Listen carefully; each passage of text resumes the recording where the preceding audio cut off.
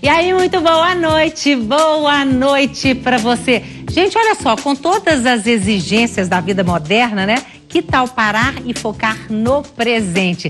Será que estamos dispostos a fazer esse exercício? Inúmeros estudos comprovam que meditar alivia ansiedade, depressão, dores crônicas.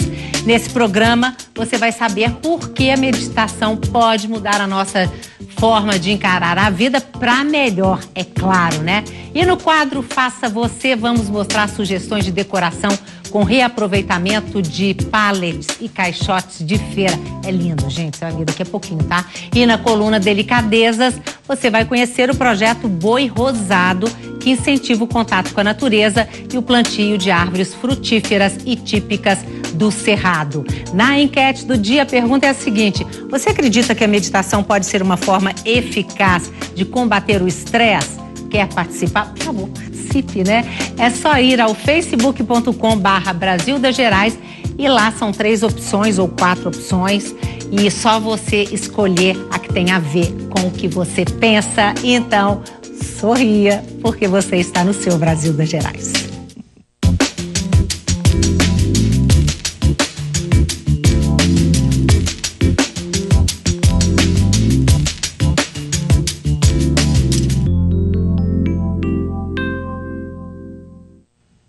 Então, tem algo a dizer? O que você acha da meditação? Já fez, não fez? Tem curiosidade? Tem história para contar? Fique à vontade. Compartilhe com a gente. Nosso telefone é 3254-3000. O e-mail é brgerais@redminas.mg.gov.br. facebook.com/Brasil das Gerais, twitter.com/drgerais. Não tem desculpa. Olha quanto canal de comunicação você tem para fazer contato com a gente. Olha só, a ciência já comprovou que a meditação funciona mesmo. Médicos indicam atividade com frequência cada vez maior, maior concentração, mais produtividade, melhora do humor, menos estresse e mais felicidade, né? Esses são só alguns benefícios garantidos por quem pratica meditação. Quer ser uma pessoa melhor? Então preste atenção aqui na gente, no programa de hoje. Desligue o celular, por favor, sente-se confortavelmente, fique presente, porque é isso, né, Marilene, que a meditação quer de nós? É a presença, é estar no aqui e agora. Uhum. Eu posso dar um exemplozinho rápido de uma meditação? Lembre-se aí de uma fruta. Limão. Use os seus órgãos dos sentidos para experimentar essa fruta. Você utilizou sua memória, que está lá arquivado, o que é essa fruta. Você utilizou o seu intelecto, você discerniu que fruta que você escolheu. Uhum. Você utilizou sua mente para imaginar essa fruta e utilizou seus pensamentos para definir cor, tamanho, etc. Uhum. Então esse é um processo... E sentir até o cheiro. Sentir até o cheiro. Porque você tem essa informação. Até o gosto. Até o gosto, também, com certeza. Né? Então você praticou uma meditação, um yoga, mas e fruta yoga? O que sentimento, que transformação que isso pode trazer para você? Em termos de transformação interior, nenhuma. Mas o processo da meditação é basicamente isso. Você vai utilizar da sua memória, do que você tem lá gravado, você vai utilizar do seu intelecto para discernir, você vai utilizar a sua mente para imaginar e pensar sobre. Isso acontece o dia todo. Só que a meditação que nós praticamos é a meditação Raja Yoga. Tem 2 significados. Você vai se tornar um soberano sobre o seu processo interno, de mente, intelecto e seus registros de experiência. E você também vai se tornar um soberano sobre seus órgãos dos sentidos. Você vai ver e não ver, você vai ouvir e não ouvir, ou seja, você vai estar focado na experiência que você quer criar através dos seus pensamentos que vão te levar a esse sentimento, a essa experiência. Você usou esse exemplo do limão, achei muito interessante. Então eu fico pensando que há muito tempo a gente medita e às vezes nem sabe que está meditando, né, gente? Por exemplo, quando eu lembro da minha mãe, ela já morreu, mas eu lembro, imagino, eu sinto até o cheiro dela. Quer dizer, a voz, o abraço, o calor do corpo. Quer dizer, é uma espécie de meditação também. É uma espécie de meditação, mas que não vai te trazer, talvez, aquele retorno preenchedor de utilizar o seu material interno que você tem, que são as qualidades originais que todos nós temos, independente de quem seja. Felicidade, paz, amor, verdade, equilíbrio, poder e pureza. Quando você pratica a meditação Raja Yoga, você acessa essas qualidades de forma natural, sem forçar, porque elas estão lá gravadas, você reacende, você desperta essas qualidades para ter depois nas suas ações, nas suas convivências, nos seus relacionamentos, no seu trabalho, você expressar isso através das virtudes. Tá, depois nós queremos saber mais na prática ainda, como é que é, porque, gente, a Marilene acabou de falar, né, que ela faz a meditação através da Raja Yoga, né? Então nós vamos conhecer agora esse tipo de meditação, dá uma olhada. Transformação foi a palavra escolhida por Thaís para explicar os efeitos da Raja Yoga em sua vida. Ela é médica e conheceu a técnica por sugestão de uma paciente. Já é adepta há 5 anos e conta que muitos aspectos da sua vida melhoraram com a prática. Depois que eu comecei a praticar a meditação Raja Yoga, eu sou uma pessoa mais focada, mais centrada, mais equilibrada. Hoje eu consigo fazer muitas coisas ao mesmo tempo, sem ter a sensação que eu estou sobrecarregada. Eu consigo desempenhar as minhas tarefas com muito mais fluidez.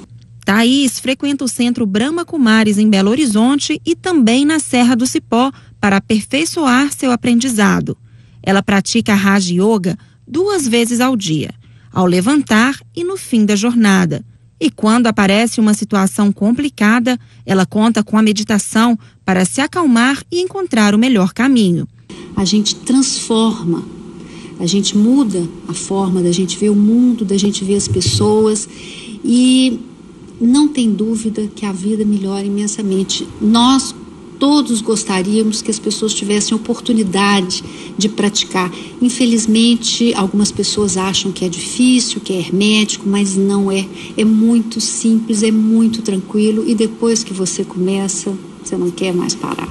A coordenadora da Brahma Kumaris em Belo Horizonte explica que não há uma posição ou um local determinados para a prática. O mais importante é saber usar a força do pensamento. Interessante é que ela medite com uma postura ereta, porque a meditação é um processo interno de criação de pensamentos e para isso você precisa estar atenta. Então, a pessoa pode meditar confortavelmente sentada numa cadeira, o que facilita, inclusive, para as pessoas mais velhas que queiram praticar meditação, a pessoa que tem alguma dificuldade física, ela também pode praticar meditação. A música e o incenso não são obrigatórios, embora ajudem a preparar o ambiente de relaxamento. Não tem dúvida que uma flor, que um incenso, que uma música suave, que uma iluminação adequada são elementos que criam inspiração, né, que geram internamente essa inspiração, esse estado de serenidade que favorece. Mas a gente costuma dizer que, como a meditação é uma técnica que não depende desses elementos, você pode meditar até na fila do banco, até no trânsito, engarrafado, enfim, em qualquer situação.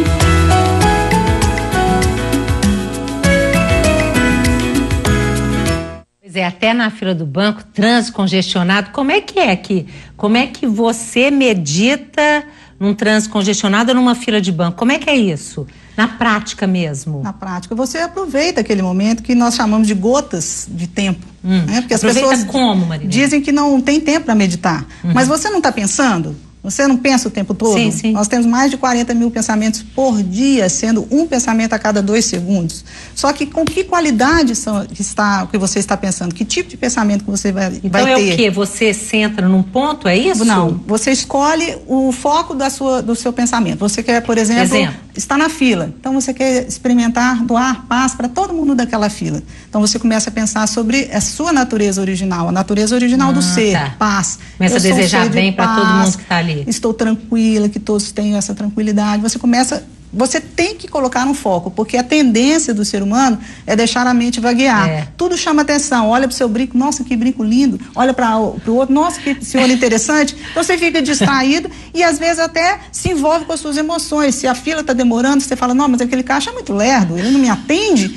Então, ao invés de você ficar focado nas situações que os seus olhos estão te dispondo ou que os seus ouvidos estão te dispondo, você foca no seu interior, na sua meta interna e cria pensamentos nessa direção. Com certeza, eu estou rindo aqui porque o Frederico é médico, eu falei no princípio como é que os médicos hoje estão indicando, e ele não só indica, mas como medita, ainda dá curso de meditação. Sim, não é? Um tipo de meditação. Pois é, um tipo diferente que você vai explicar agora, que seria atenção plena. Isso. Porque hoje, ela está dizendo, eu achei interessante, você está na fila, você está pensando, está olhando a roupa, às vezes está criticando, lá, a calça daquele ali, o sapato do outro, a pessoa justamente você não consegue, você não, ou quando você não está no presente, você já está pensando o que você vai fazer amanhã.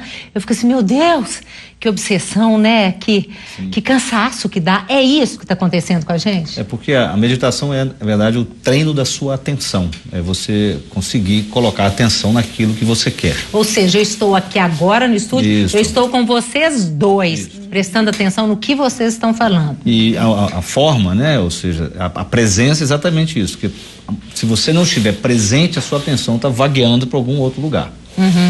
E como você falou, isso hoje é estudado cientificamente, ou seja, a ciência ela vem demonstrando o que as tradições já sabiam. E a forma de meditação que é estudado sem nenhum cunho religioso chama-se atenção plena ou mindfulness. E nós podemos fazer uma analogia do cérebro para a pessoa entender como que funciona e como está relacionada a atenção. E eu diria até a doenças, né, como déficit de atenção e hiperatividade.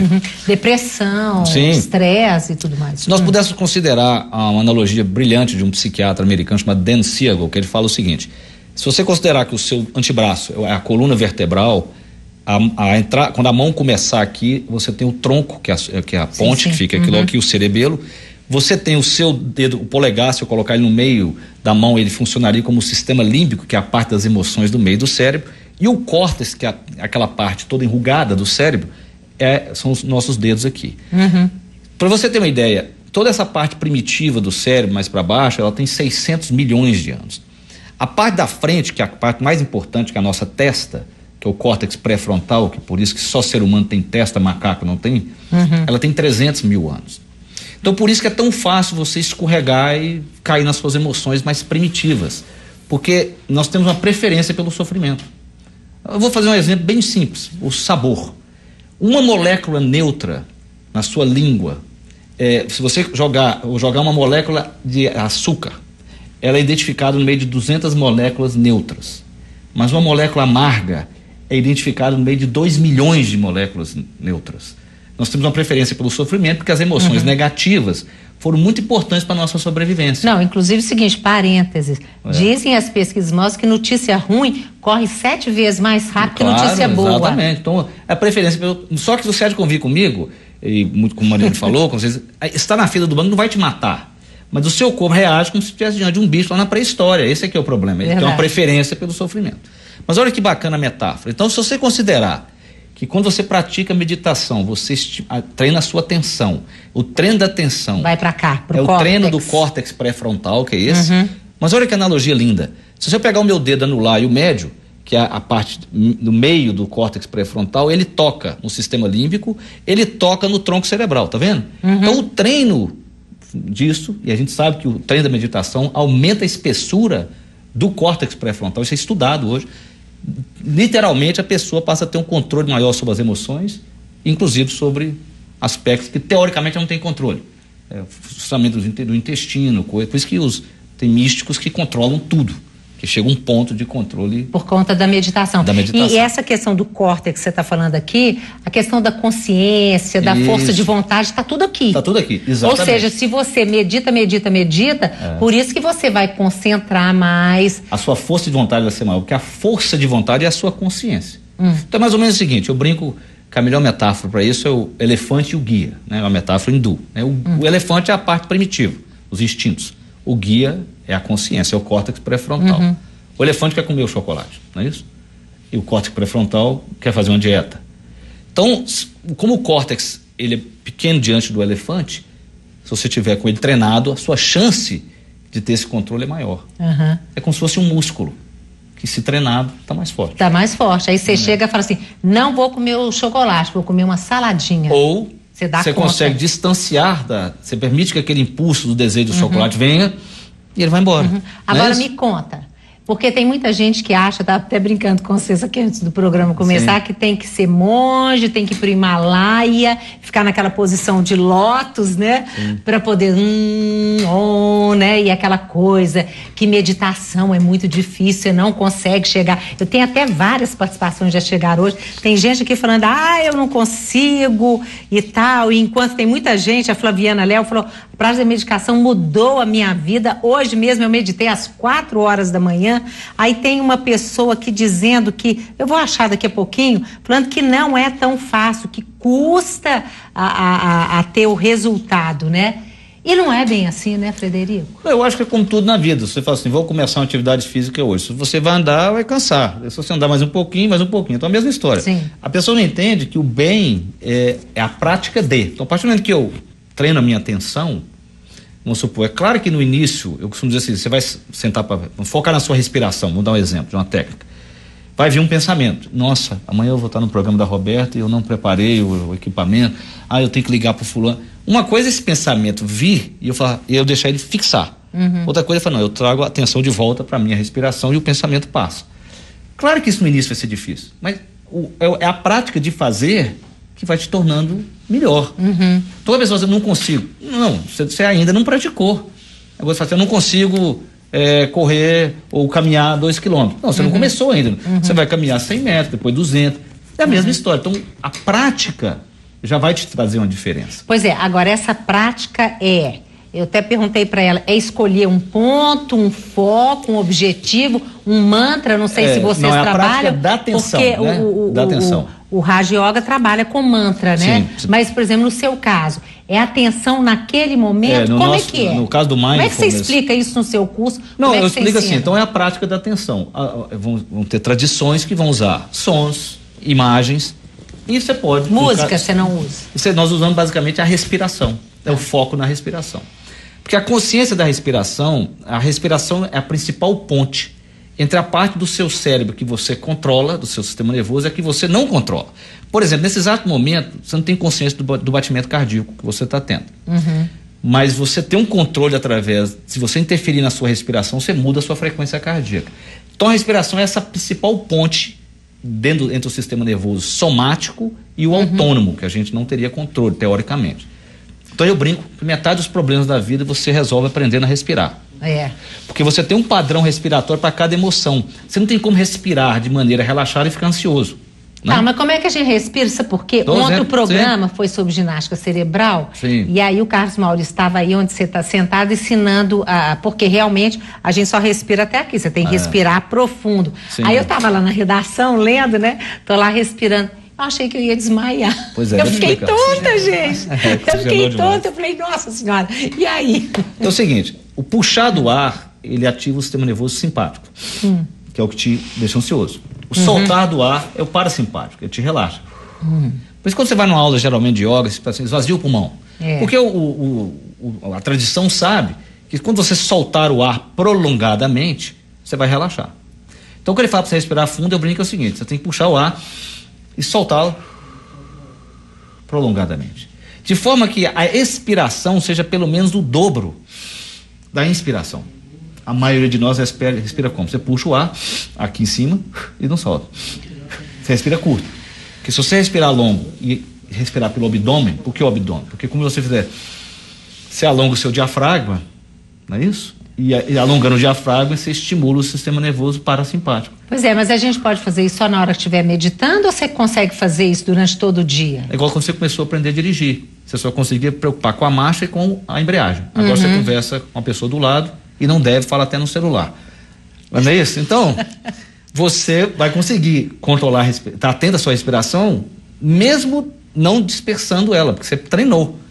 Mas no início, claro que você não consegue fazer isso. Mas então eu fiquei tonta, isso é normal. Quem não está acostumado... Porque provavelmente, né, entrou muito mais oxigênio. Oxigênio, mas aí você falou que a gente tem que soltar muito. Mas dá o mesmo efeito, porque você diminui a quantidade de gás carbônico e também fica tonta. A proporção oxigênio e gás carbônico muda. Então, você, às vezes, ou seja, então a gente tem que prestar prestar atenção na respiração. E quando a gente está... Olha aqui, tem uma telespectadora, Rosalina Gomes, ela falou assim, olha, o resultado não é imediato. Depois eu queria falar com vocês sobre isso, que parece que em pouco tempo a gente pode conseguir resultado bom, sim. Meditar é controlar a mente, mantê-la tranquila. É possível meditar em qualquer lugar, mesmo em locais barulhentos, basta você se desligar. É isso mesmo? No seu caso, é a respiração também? Não. Na Brahma Kumaris, a nossa meditação é o Raja Yoga. Tá, é só isso, vocês não usam... Postura física. Não usamos uma postura física. E nem respiração? Sugerimos, respiração vocês usam? Não como método para a meditação. Respiração, eu estou respirando aqui, estou falando com você, Sim. né? Nós utilizamos uma postura mental, ou seja... Primeiro, a questão do autoconhecimento. Você saber que você é um ser humano. Então, você foca no ser que você é. Cheio de qualidades inatas, como eu comentei antes. Sim. E nós não temos mantra, não praticamos mantra. Nós praticamos o Raja Yoga. O que é Raja? Rei, real, elevado, supremo. O que é Yoga ou Yoga? Conexão... Desculpa. Raja é rei, real, elevado, supremo. Yoga é união, conexão e lembrança. Então, o que nós praticamos?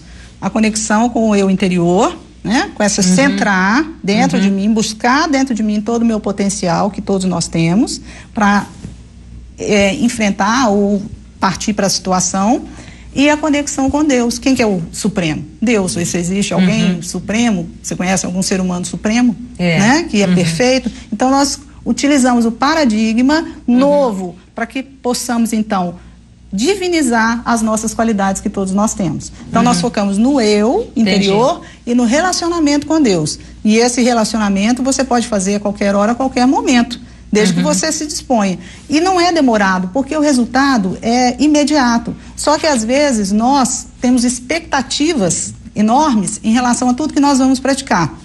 O médico fala para você, usa esse suplemento, você já quer ficar boa no dia seguinte. Na verdade, tem um tempo para esse suplemento fazer efeito no seu organismo. A meditação é a mesma coisa, só que você está lidando com uma energia, com o espiritual, o retorno é imediato. Você experimentar aqui uma meditação, se eu conduzir uma meditação aqui para experimentar paz, você vai se sentir mais pacífica. Mas o que acontece?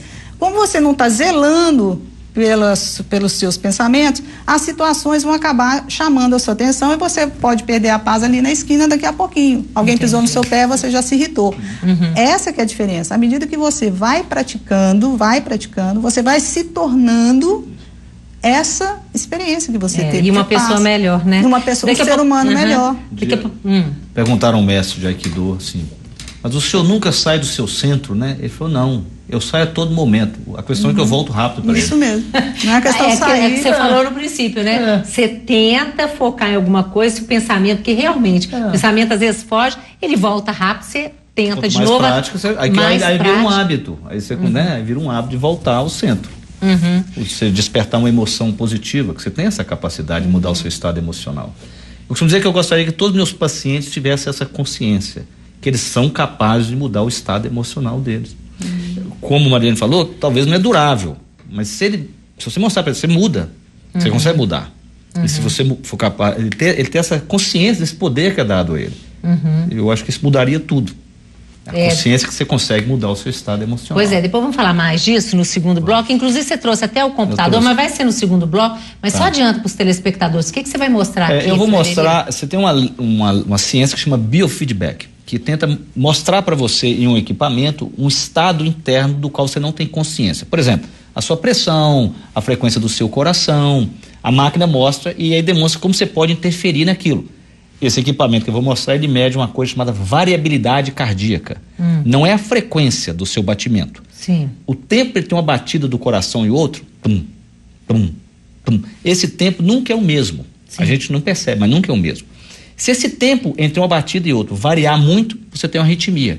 Mas se variar pouco, você tem um coração doente também. Ele está rígido. Essa rigidez tem a ver com o seu estado de estresse. Então essa máquina mede isto. É o que eu vou demonstrar para você, como que o meu estado emocional, se eu pensar numa coisa ruim, respirar de uma maneira errada, a minha variabilidade piora. Se eu pensar numa coisa boa e respirar de uma maneira correta, a minha variabilidade melhora. Nossa Senhora. Ô, gente, então o negócio é o seguinte, pensou em coisa ruim, joga fora e começa a pensar numa coisa boa. A ruim veio também intrometida, joga ela de lado, quer dizer, é esse exercício, né? Beleza, daqui a pouquinho a gente vai conversar mais. porque agora, gente, é hora da coluna Delicadezas, que hoje você vai conhecer um projeto lindo, chama-se Boi Rosado, é um trabalho de conscientização ambiental que trabalha em escolas da região metropolitana de Belo Horizonte. Olha só.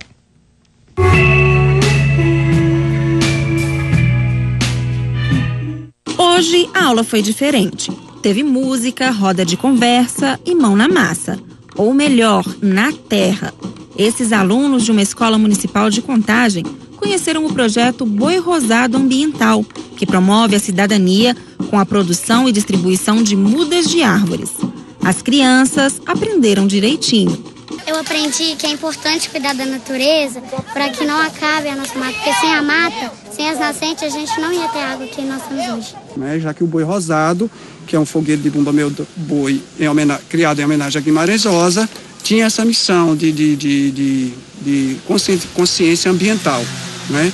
Então a gente começou a envolver moradores da região metropolitana, uma vez ao mês, nos 3 viveiros nossos atuais, para aprenderem a produzir muda, participarem do processo de produção e também vivenciar em seguida a experiência como essa, de distribuir à população as mudas e também fazer plantio, como aconteceu aqui hoje com as crianças da Escola Municipal José Lucas Filho. Depois de receberem informações sobre a degradação ambiental e a importância de cuidar da natureza, eles aprenderam como plantar as sementes de acordo com as características de cada árvore. Essas sementes plantadas vão para o berçário para crescerem. Já as mudas maiores serão transferidas permanentemente para uma nova área. A ideia é conscientizar as crianças e também suas famílias. O caminho é envolver a todos num processo que leve as pessoas a terem mais cuidado com a sua casa, que é o planeta Terra. Se depender dessa turma, logo, logo, a cidade estará mais verde. Bumba, meu boi, vai lá e vem cá. Bumba, meu boi, pra lá e pra cá. Bumba, meu boi. Gente, interessante, se você quiser saber mais sobre o projeto Boi Rosado, os endereços estão aí na tela. Inclusive chegou aqui a participação do Vico Gomide, lá da cidade de Santa Bárbara. Falou assim, olha, grande projeto do amigo Severino Labá Guarani, Kaiowá, parabéns por mostrar essa grandeza de cidadão. Precisamos de mais pessoas envolvidas no trabalho dele e tal. Legal demais, vale a pena, né? Gente, nós vamos para o intervalo, daqui a pouquinho a gente volta. Aí nós temos o quadro Faça Você vai aprender um negócio legal para decorar, você vai gostar muito, tá? E depois a gente volta a falar de meditação. Se você tem algo a dizer, tá na hora, não deixa para depois não. Os nossos canais de comunicação estão aí, dá sinal de vida pra gente, né? A gente volta daqui a pouquinho, até já.